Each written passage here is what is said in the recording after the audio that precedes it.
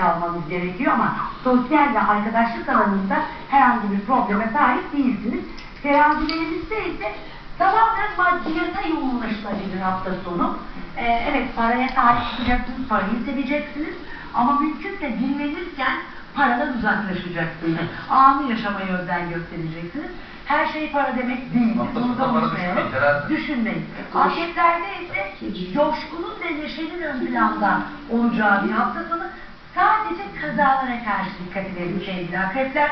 Ani öfkelerden uzak kalalım ve mümkünse çok fazla uzun yol seyahatleri planlamayalım. Özellikle de araba kullanmayı iyi bilmiyorsak ya da birinin arabası kullanmasına güven duymuyorsak bilmemeye özen gösterelim başkalarının arabalarına hafta sonu. 2 gün. Çok dikkat edin. Yağlarda ise yayaylar gidelim reklamlardan sonra bir duyar farkında uzmanı gelecek. Zeynep Ergen Pekmen ve çocuklar mutlaka televizyon karşısında olun. Çünkü akranlarınız neler yapıyor. Mental çocuklar gelecek ve veliler. Buyurun şimdi. Haydi bakalım.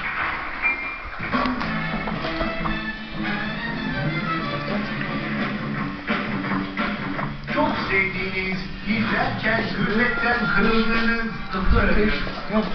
İşbiri, cilveli, azize musallat da değişim kırışlarına kapıldı. Ben her şeyin büyüğünü severim.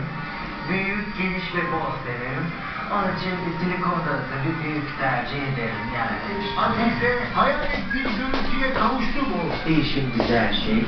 Efendim, ve her kadar değişim yakışıyor. Yepyeni bir hayatın kapılarını aralayabilecek mi? Güzel bir malzeme var, işlemesini bilin. Azize Musallat'ın inanılmaz değişimi birazdan Alişan'la Seycan'da.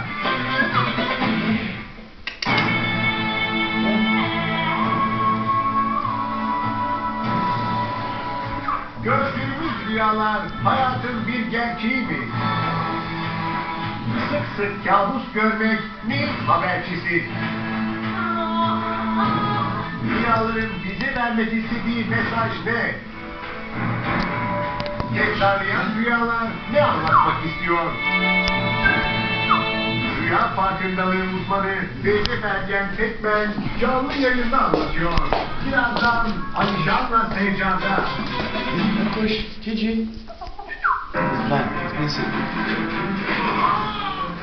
Öldürücü darbe boğazına. Arkadaşım midesine bana bir şeydir. Kaçakçılık yapıyor diyorlar. Ne kaçakçılık? Nasıl bir psikopatsın sen lan? Bu Bekir'in cesedi yok mudur?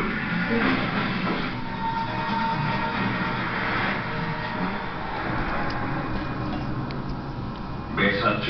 yeni bölümüyle bugün 22'de Eurostar'da. Tut. Evet, 5 dakika.